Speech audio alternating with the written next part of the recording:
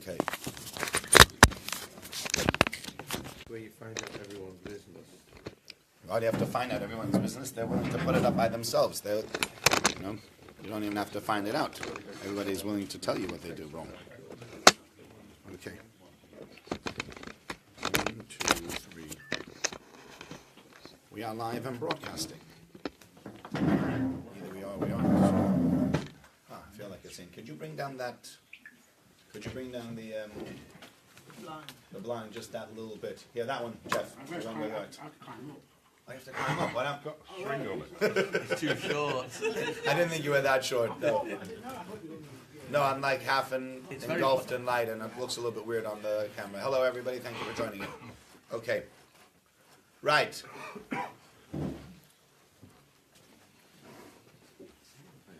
Let me start with the following. In a way, hi Ian. Nice that you're standing next to me and watching. Could you share so that other people can share it on? If you're watching, share it on your page so that other people can watch it also. Share with friends. You can share with anybody. You don't have to share with friends. There we go. Ian Creek shared my post. How would you believe it? He's sitting right next to me doing it. Okay. Right. Okay. Phil, can you do the same thing? Share with friends. Sitting over there. The more we share, the more people get to see it. Okay. And that's the following. I'd like to say the first thing is that I by no means am an expert on either Irish history or British history. And so therefore, if I get some of my facts wrong or say some of the things incorrectly, you can correct me and I'll be happy to stand down on these things. The discussion I'm having is not so much about what happened. I think we all know more or less what happened, but the discussion sort of goes around more the idea of the morality involved in this whole thing. Okay, so let me just start with the following. Put my phone on silent. Can I just gauge over here what is the public feeling? Who here feels, and you can vote online also if you want to. Who here feels that he's Martin Mcguinness is a criminal and a murderer? Almost everyone around. And who here feels he's a hero? Phil, you've not voted. He almost blew you up. You got to vote one way or another. Yeah. Phil, you're abstaining on this one. He doesn't want his family to get upset. Yeah. I go for he's both and neither. Well, it's a difficult one, right? But how can he be both and neither? Depends whether. Same with bacon. Depends which side you're on. Right, okay, so we're going to get to that soon. That's a part of the discussion. There is a difference. We'll get to that also. I think that there are differences. I think we're going to discuss some of the differences. I think we'll start with the following point, and that is one of the things that makes it very difficult for us to discuss this and to really have a decent discussion about it and really understand both sides is because you want to.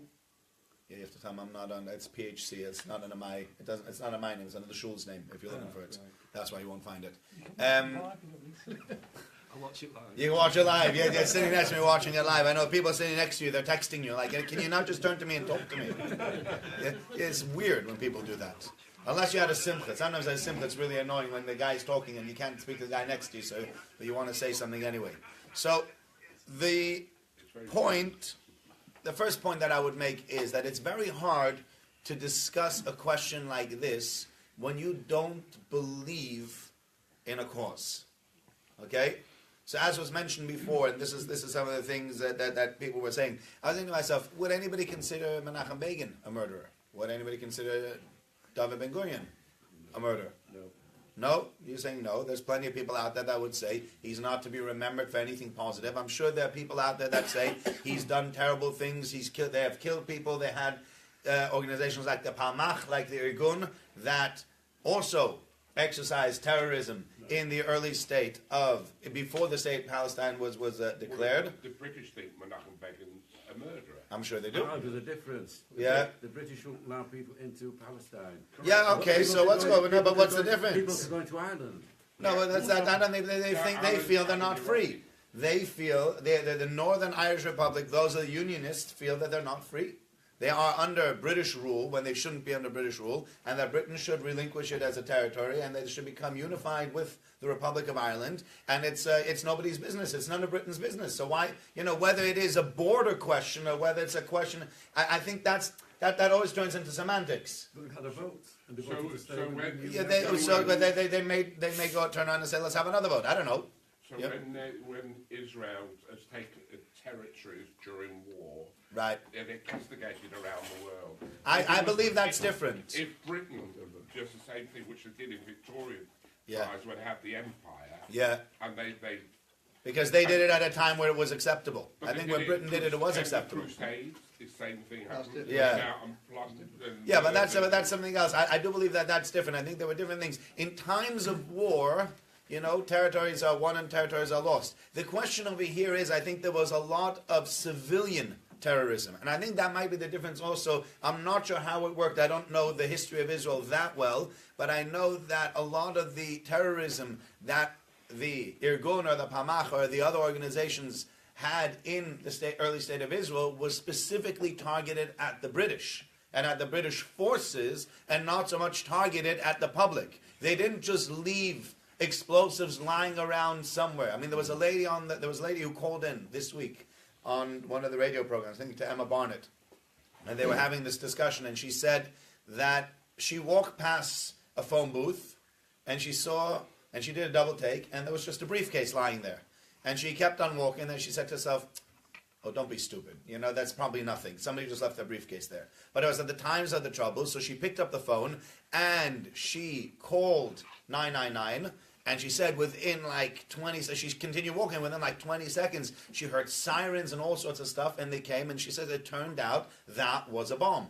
Because the IRA had called, and they used to leave bombs around London, but they used to give you a square mile of, it's somewhere in there. As far as I know, for example, when they bombed the King David Hotel, they called the British and told them there is a bomb, not somewhere in Rehavia. They said there's a bomb in the King David Hotel. And the British didn't listen, and they didn't evacuate. They didn't believe that there was a bomb there, and sadly people did die in that attack. Right? But people would turn around and people would say, is there ever, I don't think there is, but I don't think there's a justification for killing civilians. There's never justification for killing innocent civilians for your cause. And that's where people sort of try to draw the line. And I don't know enough about history of Israel to be able to say whether innocent lives and innocent civilians were targeted and killed purposely by these organizations. But has someone like Baroness Wassey, being a civilian and not being involved in that, has a right, because it's free speech, to say what she does? Everybody has a right to say whatever they do. But We all have a right to say what we do, as long as it doesn't endanger other people. Media creates either heroes or villains. Yes. Because of the way things are today. Yeah, absolutely. And it all depends which side, as you said before, which side of the fence you That's what I'm sit. saying. You can go into the petrol station over here, you'll find two newspapers that have different views that will on the same day be running an article on a guy like Martin McGuinness, where one will say this guy's a murderer and one will say this guy's a hero. It just depends on whether you're reading a left-wing or right-wing newspaper and whether they, which political vision they have. And they'll have, but that's part of free speech, where we say, yeah, everybody can get up and can say something that they want to. So that people get up and say that Netanyahu is a murderer, I might not agree with it, but I can't argue with their right to be allowed to express that opinion. I can't agree with the opinion, but anybody can say what they want to. Moving on. Pardon? Can we do questions at the end? Okay, we'll do questions at the end. Yeah. Just one thing people are saying, can you turn the screen 90 degrees if for some reason you're sideways? Am I sideways? I'm You are sorry. sideways. I'm going to try to turn the screen 90 degrees. Is that better? Can I ask people, is that better? Oh, do you know what happened? No, it's not because. It's up. Oh, hang on. No. Yes, I'm straight up now. I'm No, straight. straight up. Yeah, Now I'm straight. Sorry, it must have been. Sorry, Ralph. Thank you for that comment. It must have been something where I didn't. Was it on auto rotate? I don't know why I did that. I'm sorry. No, I'm Ralph sorry said- for those of you who got. Ralph said, "Is it says okay?" it's perfect. Perfect. Now, thank you, Sue. Okay, thank you, Ralph. Sorry about that. I didn't see that. Thank you for making the comment. I'm just trying to run everything at once. I've got a clue what you're doing. Okay, that's fine. We're sending that over. Yeah, thank you, Chava. Okay. So the first question is, do you believe in the cause? Because if you don't believe in their cause, it's very hard to then you see people doing things and you say, that doesn't make any sense. Why are they doing this? But, the same people who would turn around and say, I don't believe in the cause of the Jewish people having their own state or defending themselves, will then turn around and will say, whatever the IDF does is wrong, and whatever the Israelis do is wrong, and that the Israelis have taken and stolen land from the innocent Palestinians. It depends who you're with. It depends what side you go with. So that's why it's important to say that. And that's something that Rabbi Noach Weinberg used to call the I, you, he game, which I find is an interesting. It's like saying, or one of my teachers used to say, what's the difference between a terrorist and a freedom fighter? What's the difference between a terrorist and a freedom fighter, Ian? Depends which side you're working on, right? And who wins? Pardon? And who wins? Well, not necessarily who wins, but definitely whose side you're on. So if you're a Palestinian side, then you might turn around and say a guy who blows up Israelis is a freedom fighter. We turn around and we say that's terrorism. That's just difference of who on which side you're on, which side of the opinion you take, and therefore it's hard to discuss this properly because I don't think any of us here.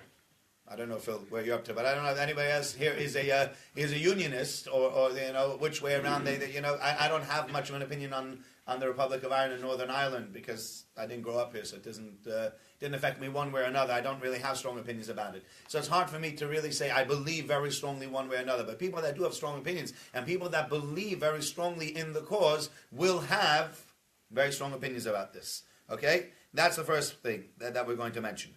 Okay? Now, the next point is that people say, well, he was able to create a peace treaty.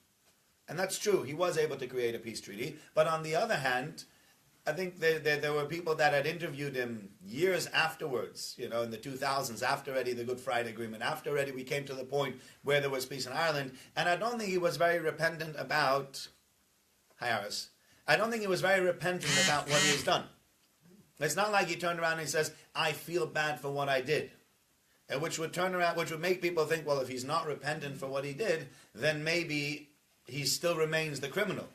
On the other hand, he might turn around and say, the only reason we were able to achieve what we were able to achieve, the only reason I was able to do, the only reason we have a peace treaty today is because we had all that terrorism. If we didn't have all that terrorism, if we hadn't pushed the British government into a corner, they would have never made a peace treaty with us. They would have always kept it the way it is, and this way at least we got what we got. You mean it's a means to the end? It is a means to the end. They will probably tell you it's a means to the end. So if you ask that side of the argument, and again, I'm not taking a side here, but if you ask that side of the argument, they'll tell you, yes, we did it, yes, maybe we shouldn't, yeah, but it got us to where we wanted to get to. And since it's got us to, thanks for coming in. Since it got us to where we wanted to get to, it was something that was reasonable, and it was something that we were allowed to do, and if you disagree with it, tough luck. Right? Again, we disagree with the fact that it means to an end of blowing up innocent people to get to an end, but there are plenty of people that say this is considered a legitimate thing to do, and because it's considered a legitimate thing to do, therefore they say it was a legitimate cause, which again, we're not sure, we're not buying into the cause, we're not buying into the cause, so it's hard for us to discuss that. And they say if it's a legitimate cause and it's a means to get to that cause, then that's a very good thing. Then they believe that's the great way of doing things. I've gotten to what I want to get to. I got what I want out of it. But that wouldn't have been his intention when he was blowing up. What? No, his intention was to get a full union and to get the British out entirely. I think at one point or another when he realized that's never going to happen, then you'd have to go back to plan B, and plan B is going to be, let's at least try to create some form of peace treaty. And the other point I'm going to make, and then I'll open up to questions, is that there are bad people out there that still do good things, right? There are many bad people out there that still do good things, and that you can turn around and say, well, what do you remember them for? And it's very, very hard to do that. I remember when we were in school, there was an example of this, and people got very, very upset about this, where one of the teachers said that Nazis in Germany really strengthened the German economy. I said, yeah, but how could you talk about the Nazis like that? But it's probably true. You know what? The Nazis were mass murderers, and I don't think it's a great way to strengthen the economy, and I'm not whitewashing it. But they still strengthened the economy. It doesn't mean that they didn't strengthen the economy. The German economy was absolutely dire.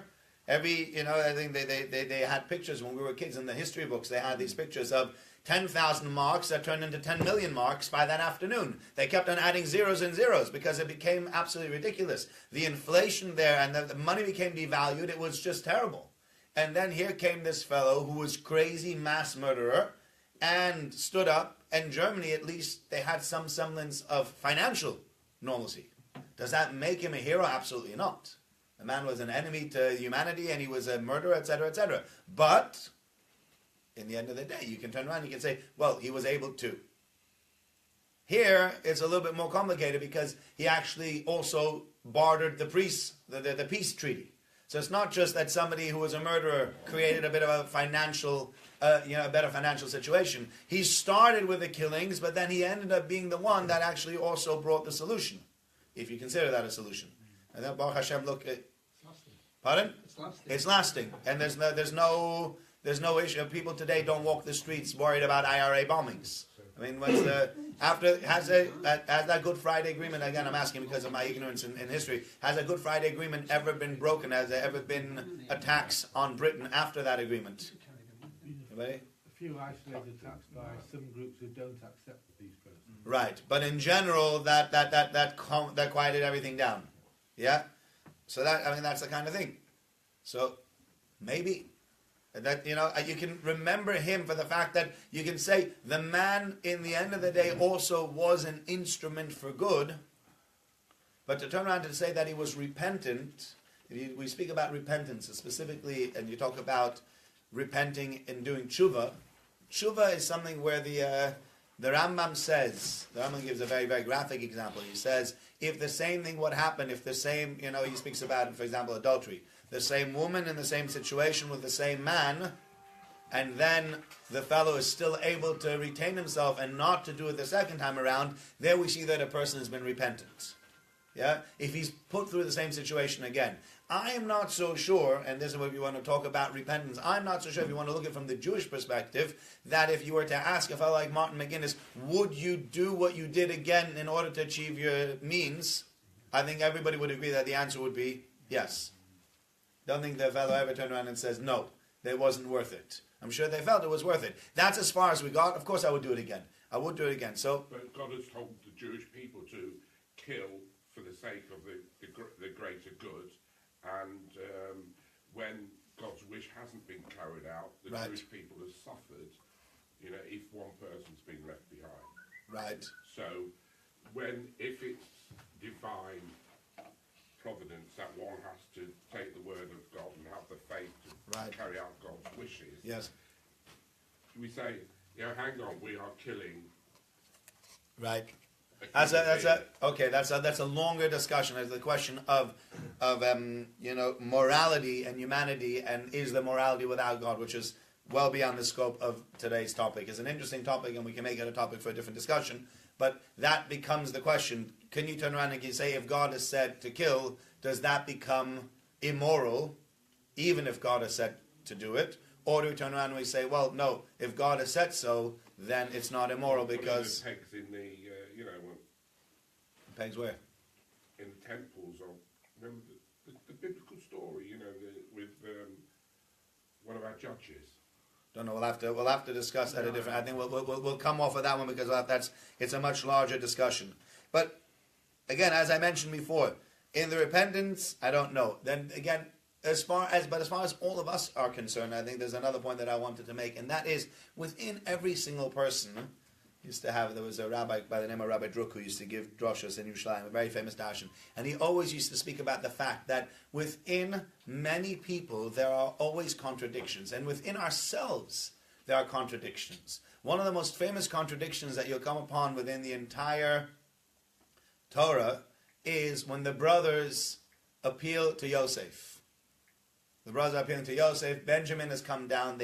Yosef has put that goblet in Benjamin's sack. Then now made their way back out of Egypt. They're on the way up, traveling from Egypt, and Yosef sends this messenger, and they all take down the bags. You know the story. They open up the bag. Each guy opens up the bag. Benjamin opens up his bag, and lo and behold, there is that goblet. And they go back down, and he says, I'm going to take Benjamin now as a slave. And Judah gives him this whole story. And after the entire story, it says, basically, Yosef couldn't bear it any longer. He couldn't handle it anymore. And therefore he says, everybody out. And then he says, Ani Yosef, and what's the next three words? That are very famous words. I am Yosef. Ha'od avichai, is my father still alive? And it says, says his brothers couldn't answer anything, because they were in such shock. And the answer, what does that mean? What was the shock then at the time? Because what Yosef was saying to them, and many of them Farshim explained, Yosef was saying, when you sold me, you didn't care so much about daddy. And now you're telling me when I want to take Benjamin, you're giving me this whole sob story. You can't do this. What's going to happen to his father? His father loves this child so much. You might kill this. You might kill his father in grief. He's like, really? Since when do you care about daddy so much? And that the Torah says, there's a midrash that speaks about it. It says we have to be careful when it comes to judgment. God will take our words. God will take what we say and use it against us. Sometimes we're stringent with other people, and we're not that stringent with ourselves. We expect things from other people, and we don't always expect the same from ourselves. We also within ourselves have different things going on. Every person has positives and every person has negatives. But that's one of the things we learned. There's nobody that's just pure evil or pure good. So that people turn around and say, well, he was a great family man. He might have been. I'm not arguing with that. He might have been very nice to his wife, very nice to his kids. But many of us have seen, if you've seen the movies, I think if you watch Schindler's List, or you watch other movies, you'll see that a lot of the people that ran concentration camps had great family lives. They came home after a hard day of work, gave the wife a kiss, sat down with their kids, they had a lovely dog, and then went outside and shot some more Jews. Yeah? So you turn around and says, a great family man. Maybe. But you can be a great family man and still be a murderer. You can be somebody very nice and still be a murderer. Ian Klein gave me this article that people describe this Khalid Massoud, the one who did the attacks on the Westminster attacks. A lot of people, if you went back to his hometown and asked him about, such a nice guy, I can't believe he did it. Yeah, everybody's saying, such a nice guy. There are people that come across as nice or do nice things and still deep down are terrible people. And I think just because they're nice in one realm doesn't make them good people, because they could be horrible in another realm.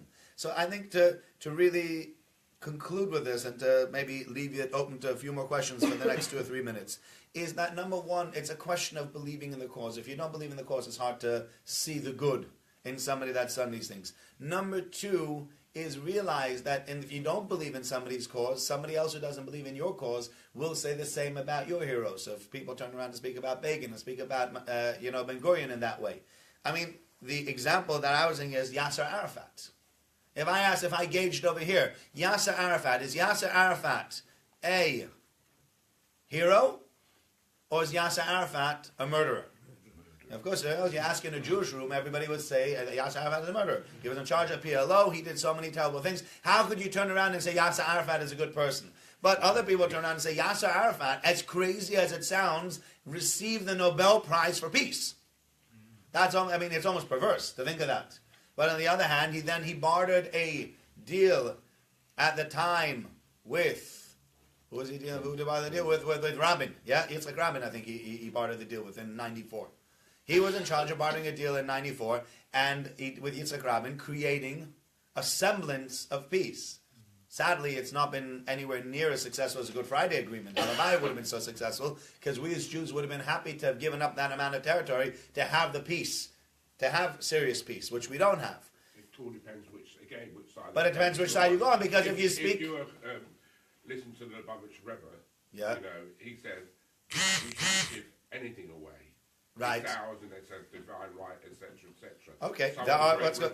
Some of the great Rebbeim will say that. That's yeah. Okay. That everybody has their right to say which way they want to do it. I think most Rabbanim would have gone, if we would have gotten a true peace. I think people would turn around and said, "I'm happy to go." I would be, and I think most Rabbanim would turn around and say, "We'd be happy to give away land if we really got peace." If I knew that if we gave away parts of Israel, there would be lasting peace and there wouldn't be any terror attacks, I think most people would turn around and say, "I'm happy to give away parts of Israel for that." The Arabban might say not like that. But I just want to conclude and then open up the questions. So that it depends which side of the fence you sit on. But I think, again, as many people say, you can work with politics, and you can work with real people. Real people, on the one hand, have all these things going on, but real people, even though they have inside ourselves, we have good sides and bad sides, very few of us are murderers. Very few of us will come out and do something as heinous and as terrible as Martin Mcguinness definitely was in charge of doing. And so therefore, as far as I'm concerned, he might have bartered that peace treaty. He might have gone to, but I still feel, and I think most people in this room would probably feel, that there are too many lives that might have been lost. I don't see him as a hero so much, because there's so much criminal activity that went into getting where they got up to. There's so many innocent people that lost their lives, and if I don't look at Yasser Arafat as a hero, so then, for the same reason, then it'd be wrong to go ahead and to look at Martin Mcguinness as a hero, for just because it's not dealing with Jewish people. If I look at him this way, if I say I believe it's wrong to kill innocent people to get to your ambition of whatever land ambitions that you have, then I think it would be wrong for that also. But any questions? Anybody? Go on, Howard. You were going to say something. I think it's quite interesting that Mcguinness and Paisley, Right. who were absolutely, obviously, poles apart, actually became personal friends. Right. Very, very close personal friends. So much so, in the Parliament, apparently, they were known as the Chuckle Brothers. Because Really? the two of them Sit and used to chuckle. enjoy each other's company so Right. much. Now, I don't know whether Mcguinness ever repented for what he had done, Right. or if Paisley ever forgave Right. him for what he had done. But there has to be a stage, I suppose, where people and opposing sides are able to realise Yeah. the viewpoints of the opposition and Right. eventually work together for the better And I good. agree with that. I think that's a very important point. And I think that it would be nice to see this very often. You see a family machlokes. I mean, for anybody who's involved in legal battles, I don't know if you've seen lots of wills and probates that just go absolutely bonkers. And people argue, and they spend hundreds of thousands of pounds arguing about £10,000 that their father had left them. You spend more money arguing the claim than the entire claim is worth. And instead people never make peace again. And it's nice to see that people, even though they're on the other side, they were able to make some semblance of peace. And I think that is something we might be able to learn, that even though I disagree with somebody else, when it's over, and let's get on with it, and let's try to get back to semblance of friendliness or normality, as opposed to forever remaining in a machlokes, in a broigis, because there are people that remain in broigis 30, 40, 50 years. 50 years down the line, they still won't talk to that side of the family, and they don't go to each other's simchas, and they don't share in each other's children, and grandparents don't know grandchildren, and all that kind of stuff. It's really terrible. So that kind of thing, I think, is very commendable, and it's something I don't know if you'd remember him for, but it's definitely a commendable part of him. But again, it doesn't make the entire person a better person. He might still end up being a murderer. It just means he was able to, after those turbulent years, to make peace with somebody, be able to sit next to him and talk to him civilly. But I don't know if that erases everything they had done previously. Yeah, David. I don't think he wanted peace. I think he just couldn't win what he wanted, which was a united Ireland. Right. Okay. Well, that's what a lot of people say, that he wasn't a winner. He was a loser, and at the end of the day, all he could do is he had lost his cause. He couldn't manage to get and to unite Ireland. So he did what he was able, best that he could do. Just one second. Norman Tebbit wrote to the Telegraph the day after. Yes. Saying that he didn't do it he didn't change from being a terrorist to a politician for altruist disease. Right. Because he was about to be arrested and tried. Could very well be. It could very well be. Which is why people turn around and say, he's not repentant and he's not good and he's not done anything positive.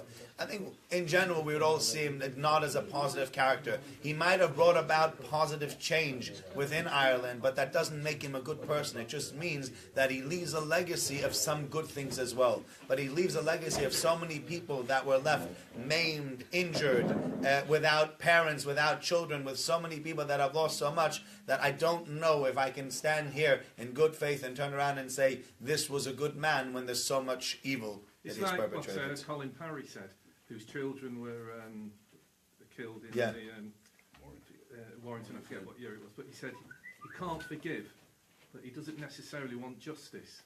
Right. So he mostly had an understanding of That's what he's saying. I can't forgive because I can't, you know, but you can know, always to get, reconcile but he himself. said, but to get justice would mean that we would undo the entire process, which might not be worth it. We have the process now, and thank God we have the process, and let's long may it remain that way. Last comment, Jeff, and then we're going to stop. Just one last thought. It's a shame some of these Middle Eastern terrorists can't take a leaf out of the book out of Mcguinness. Well, I don't know because they might, if you go back to what Elliot said before, they might still feel I got a chance in here. Whereas he might have turned around and he says, I don't have a chance to get anything the way I want to, so let me change around. The Arabs might still believe the more terrorism we do, the more we try to bamboozle them with politics, at one point or another we're going to win. So as long as they feel they're still going to win, they're not going to drop their arms to go in for peace. Whereas the IRA realized they weren't going to win this battle, so they might as well go in for a peace treaty because at least they'll get 50% instead of nothing. As long as you still believe that you could win, why give up?